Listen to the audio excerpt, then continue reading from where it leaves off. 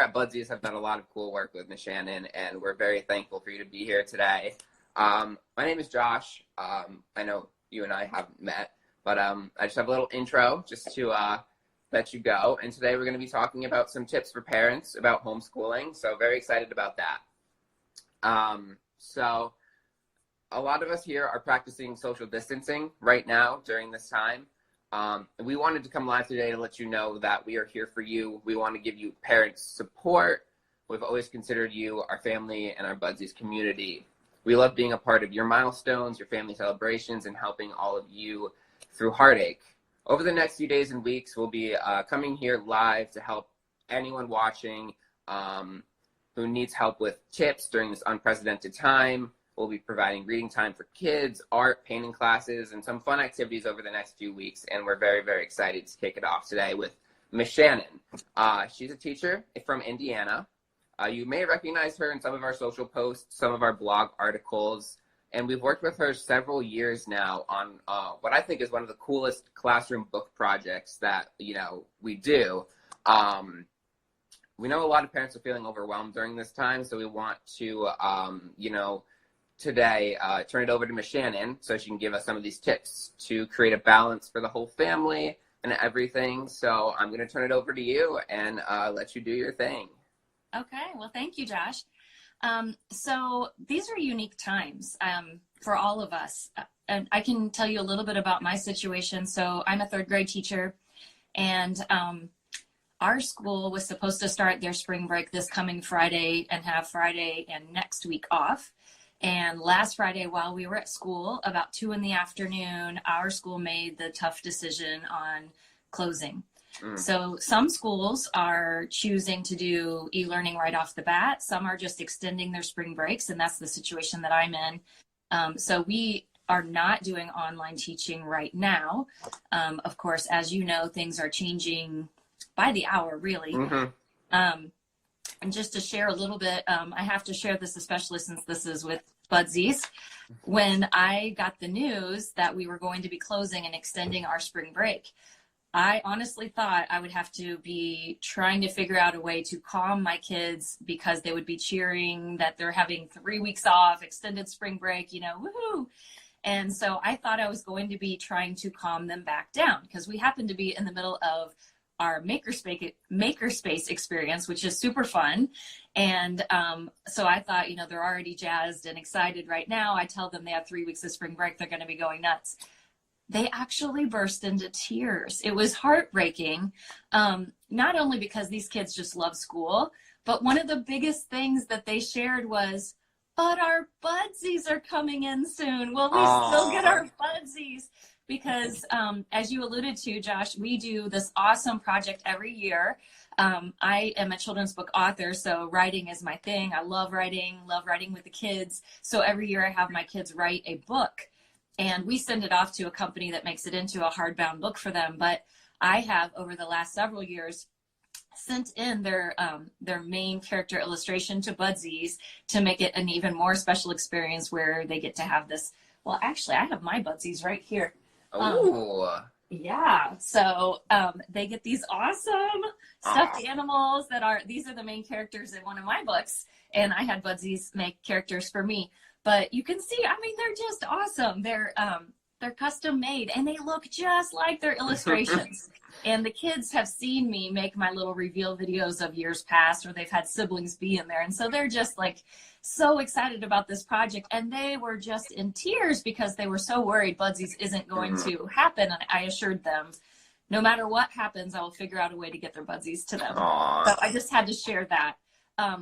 But yes, we are going through some really unique times. We have parents that are now working from home and trying to work while keeping their kids occupied, or trying to keep tabs on what they're supposed to be doing if they are e-learning.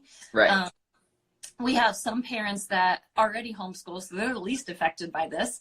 But we have some parents that are not trained in teaching at all, so it's a little difficult. Or even if you are trained as a teacher, like I've taught for 25 years, but to teach your own children is a different thing. Right. Because, I tried to teach my own kids when they were younger piano lessons, and I decided, you know what? I'm going to pay someone to teach them piano. And I did. So it is different when it's your own children because they act differently at school than they do at home. You know, they're more likely to whine a little bit if you ask them to do something versus their teacher. You know, they want to put on this good attitude and be positive, and they'll do it more willingly. So it is a tough situation. I've been watching a lot of tips that have been given online, all kinds of forums, just like this, trying to help people out that are at home and doing this experience for the first time ever. And so I think the biggest thing is I do have some tips for maybe how to get yourself started. And depending on if you are in a situation where you have e-learning, where a school is providing you instruction for the kids to do, that's a little bit easier because at least you're not having to come up with what lessons your kids should be doing. So it's more a matter of keeping tabs on, are they keeping up with what they're supposed to be doing, versus some schools that are just kind of turning it over to the parents. Or I know I just talked to one of my editors on the phone yesterday who lives in New York, and she said they had a packet of 75 worksheets delivered to their home for their child to work on, and it was an elementary student. Oh. So, you know, there's a variety, there are a variety of ways that things are being handled right now. And so the parents are kind of feeling like, what do I do? So some of my tips, you know, when my kids were younger, I have one in high school and one in college. And this is also a unique situation because my daughter who was in college got sent home because they're social distancing. They're doing virtual learning for a while. But when my kids were younger, even on a summer break when there wasn't really instruction, I still always like to keep them, you know, I'm a big nerd and a teacher, so I like to keep them learning so that we're not having to relearn everything at the beginning of the new school year. So I always used to give them things like, okay, you need to read for at least a half hour a day. Your choice of what you read, but please read for a half an hour a day. And then I had access to all kinds of math things. And so I would let them choose, but every day they had to do something, whether it was an IXL lesson or maybe, you know, I could bring home these big resource samples and things that I received from various places that I could let them just choose. You feel like geometry today or a little algebra, you want to do some graphing, whatever, I don't care. Just so you're doing something, engaging your mind and remembering those things. So like in the situation that we're in right now for my school and a lot of other schools, it's an extended break. So it's kind of a parent choice on if you want to be extending that learning or not. But since we are in this situation where we're kind of stuck, like we can't even go like to other people's houses to play or to activities that would normally be allowed, you know, because we have to keep away from each other. We're all just home. Now, thankfully, we can still go outside and play and things, but so if you're in that situation where kids need to be doing some studies of some kind, or you need some things for them, constructive things for them to be doing so you can get your work done because you're now working from home, whatever the situation is, I came up with a few ideas that I think might be helpful. One is to set up a space. And I know for me, like as a writer, I love having a space. Like I turned my girls' playhouse into a writing cottage. So I had a space for that. And it gets me excited to go out there and to get to, I know that my focus there is writing and everything around me is, you know, I'm surrounded by the resources I need, the things that get me inspired to write. All the things for those projects are right there. And so if you can let them set up a space, whether they have a desk in their room or in a separate room of your house, or you can turn the kitchen table into, you know, e-learning boot camp or whatever. Some homes are setting up, you know, a folding table in the living room or a room that's not used as often.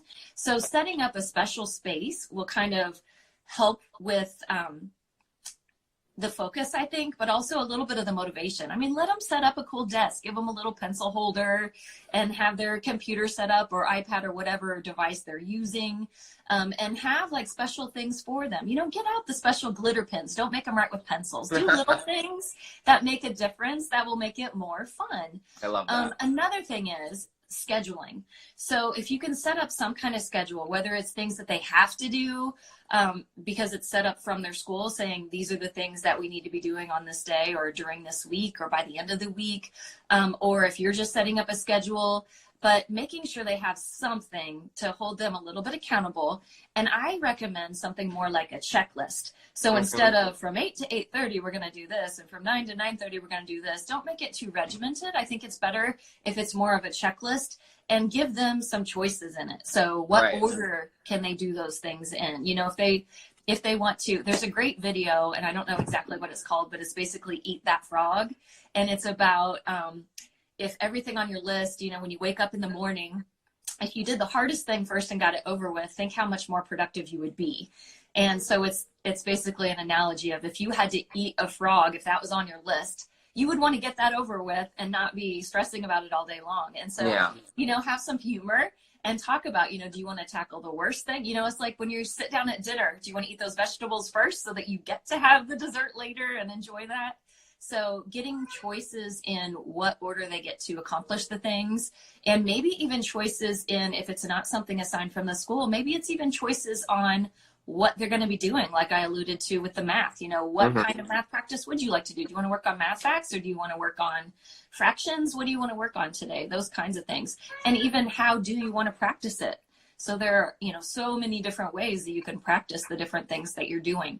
The other great thing about a checklist, though, is that you don't have to keep bugging them, because you can be looking at their checklist and you see what they have checked off. You don't have to keep going like, well, where are you at? What have you done so far?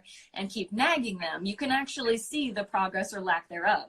And so you can go over and you can be seeing, you know, giving them that pat on the back, or, hey, you've done some awesome stuff here. Let's take a break, or let's go do something fun, or here, let's do this, or get out a puzzle, you know, different things. Another thing was something I do in my classroom, and this might be fun if you have younger kids. I have a Celebrate Success table at my school in my classroom. And so it has a variety of things. So it has like different musical instruments. It has like buzzers you can press, and it says, you know, like the Staples "That Was Easy" button, things like that. And things like bubble wrap, like those, you know, all of us are ordering online right now. We can't go to the grocery stores as much, and things are, you know, being taken away at the stores. We're all out of everything. And so we're getting a lot of things online, and you're getting those air pockets. Those are a great thing to put on the Celebrate Success table, because then when they finish something and they get to check something off, they get to go to the Celebrate Success table and celebrate they got something done. So whether it's hopping on one of those air pop things and or, you know, playing a little instrument to celebrate, you know, it's just a great way to be able to have some happiness about their success of completion of one of the items on their list. Another thing that I do on the reverse side is when things are not going well and you're having some trouble, something else I have in my classroom is a growth mindset checklist. So growth mindset is all about learning from our mistakes and realizing that, you know, we can get through this, and we can continue to learn if we keep trying and we keep practicing. So I have a little flip chart that I made at school, and you could make one of these at home. I just reversed a notebook, a 3-ring binder notebook thing. And then I put plan A on the first page. And then if you flip it, it's plan B. And if you flip it, it's plan C, and so on. And so anytime something doesn't go well, then one of the students or myself can go over to the chart and flip it and be like, well, that didn't work. We're going to go to plan B. And so it's just kind of a way to lightheartedly handle the stress that might be happening. So if something's not working right, you know, the technology's not working on an e-learning thing, or you're not, something that you submitted didn't go through to your teacher, whatever it is, you know, okay, plan B, we're going to try this. And maybe plan B is you need to take a break.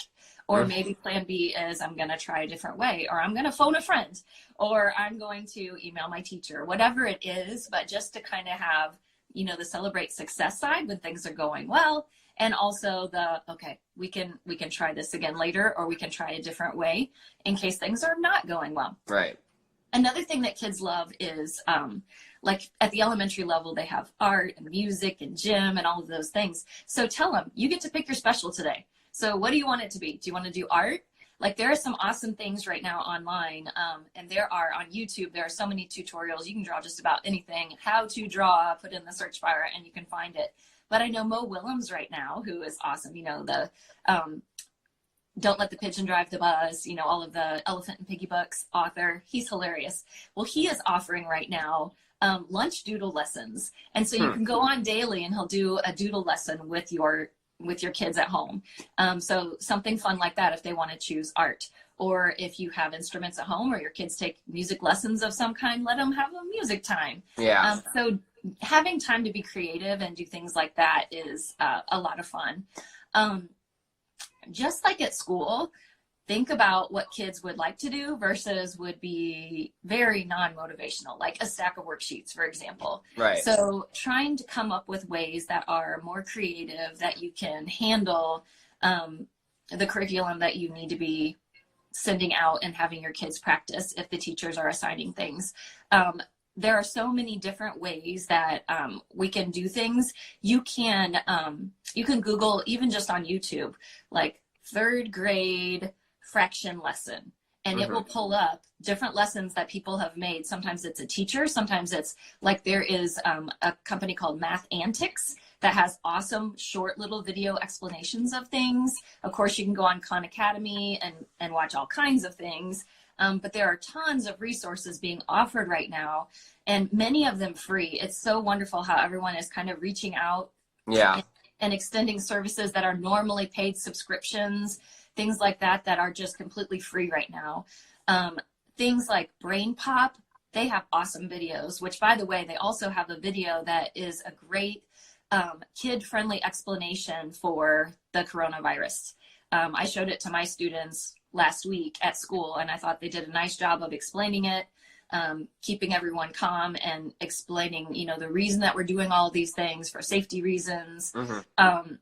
Some other ideas, we're living in history right now. This is something that is very unique. None of us have experienced before. Some of this is being compared to war times. So this is a great opportunity for your kids to be journaling or diarying or using a diary. So each day, just documenting the different things, because every day it's something different. Like, oh, well, now we can't have this, or we can't go to school, or now we can't be in groups of more than 250, or now my church closed, or now this. But documenting those things, how cool is that to have that, and it's getting your kids writing, and it's teaching them about our living history that we're experiencing right now. There are just so many things that are available right now if you're Googling them. I know a lot of, the news channels and things are interviewing people. I went onto YouTube and even looked at, tips that people that are veteran homeschoolers are giving to help out. There are Facebook groups that have tons of COVID-19 homeschool tips and things that you can do at home. I'm trying to think of some other things. Let's see. Are there things that you can think of that I haven't covered? Just a question personally, I think that a lot of parents might struggle. What if your child is doing or studying a subject that you really don't know how to teach? Like I'm not a math person. I don't know algebra, calculus, or anything like that. So what are your tips? When they're really struggling with a topic that you're not familiar with. Right.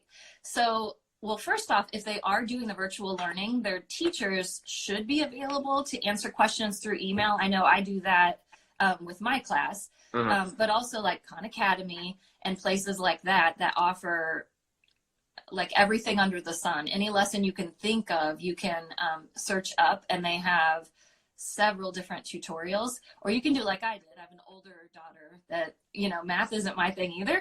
So when my younger daughter has algebra questions, I'm like, hey, Emily, can you help her with it? Yeah. We all have all of our kids home, take advantage of those older siblings. But in all seriousness, there are a lot of resources out there. But if it is virtual learning, then your classroom teachers should be able to answer a lot of those questions. Or, one of the things that we need to do right now is remain in community with others, even though we can't physically be with others. It's great if they can face chat with someone from their classroom, a friend, and work on a topic together. Right. They can be study buddies through this, and it helps them, but they're also that way in contact with people as well. One thing I'm doing with my classroom, we use Seesaw. So it's kind of like, I call it Kid Facebook, but we use it for many academic things at school, but it's really handy for situations like this. For example, we're reading a book that we were really into, a really thick novel, and I'm continuing it at home. So every day I'm reading them another chapter online, and I'm sending it through Seesaw so the kids are keeping up with our read aloud. I'm also starting to do some writing lessons, which anyone's free to use those. I'm just gonna, after I send it to my kids, I'm gonna post it on YouTube and social media. So if anyone else wants to use it, they are welcome to. They're geared at elementary level, but like yesterday, since it was St. Patrick's Day, I did a limerick lesson. So different things like that. I know a lot of teachers are pitching in to do that. I know that there are a lot of places that are doing read alouds. So for instance, SCBWI, the Society of Children's Book Writers and Illustrators, they're compiling a list of authors right now. Twitter has Operation Storytime going on right now. And so various authors are agreeing, just like I'm doing this Friday for you guys. I'm going to be reading one of my books aloud. With my two favorite Budsies. And so lots of authors are doing things like that. So there are all kinds of things that we can get our kids engaged in during this time and still learning, but having fun and still remaining in community with each other. Yeah, I think you have some really great ideas and resources, I think, that a lot of parents, need during these times. I have a few questions from some of our viewers. Okay. One of them is just, what grade do you teach in school? I teach third grade. Third grade. Okay. How do you think parents should deal with, like break times, in terms of, study time, break time, all that? Absolutely. So I think that's another thing that is a good one to have be a choice thing for the kids. So when we're at school, we do all kinds of things. Like we'll go on, there's a program called Gonoodle that is awesome. And you can go on that, it's free.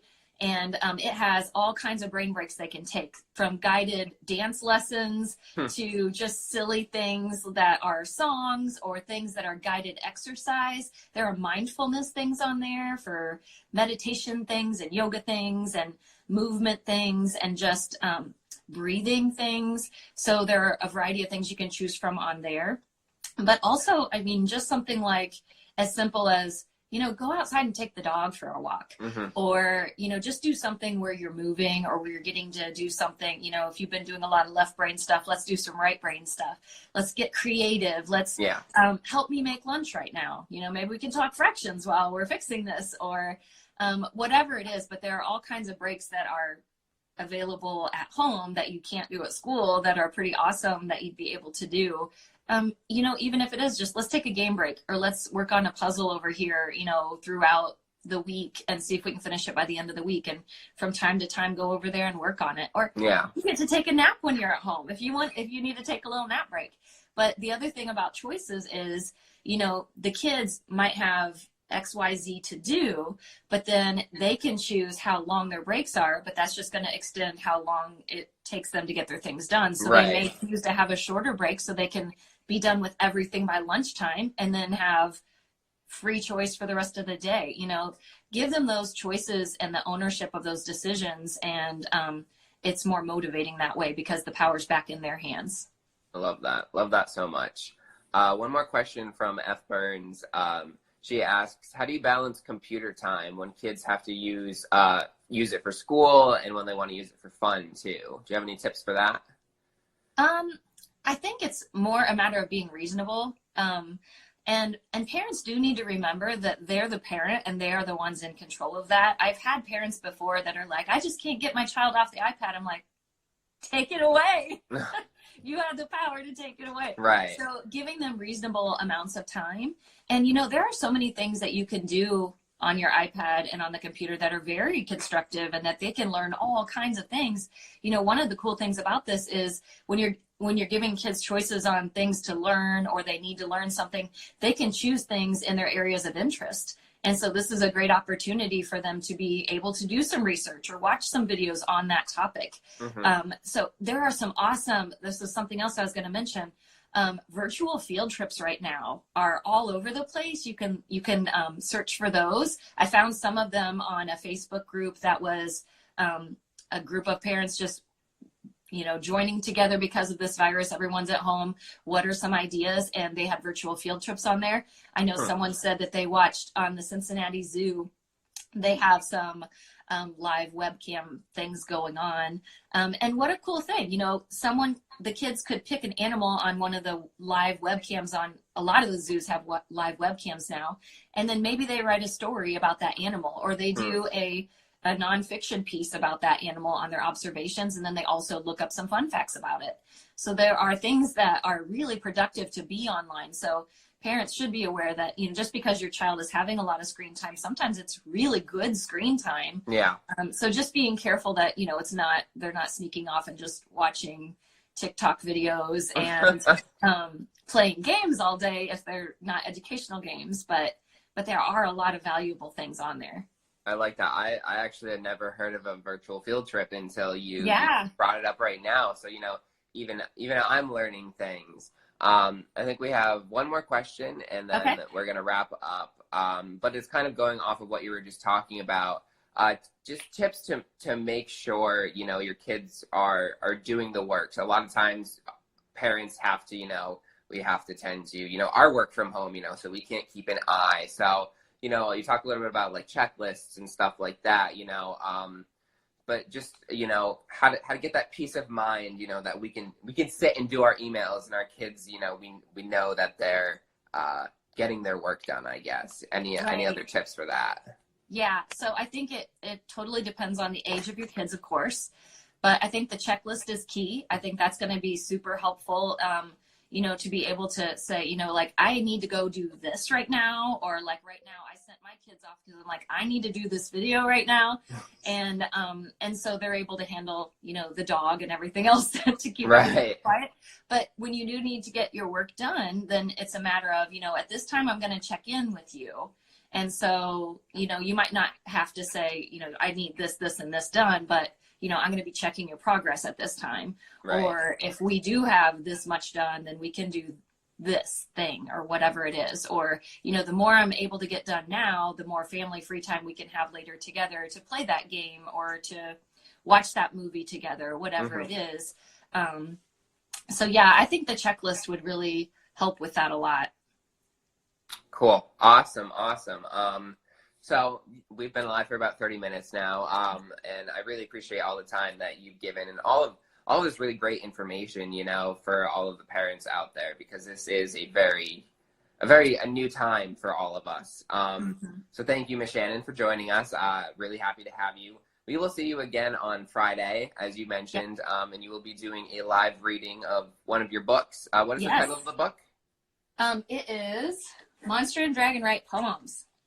So yeah, and next month is National Poetry Month. So I figured this would be a good one to read, and I have my Budsies ready for me. So I'll be sharing that book live Friday. Perfect. All right, awesome. Tomorrow we have an exciting painting class as well. So for all the parents out there who are watching, set your alarms for 10 a.m. Eastern Standard Time every day. About every day we'll have a 20-minute session. Just you can, parents, jump on your emails or conference calls and stuff, and we'll entertain your kids for you. Yeah. So we'll post all of the information on our Instagram stories. Be sure you're following Budsies. Also follow Miss Shannon. Your Instagram is Shannon is Teaching, correct? Yes, just joined last night for this. Yes, brand new to Instagram, and we're so happy to have her. But yeah. So check out our stories for more information, and we will see you back on Friday, Miss Shannon. Okay, sounds good. Thank you. All right. Thanks for tuning in, everyone.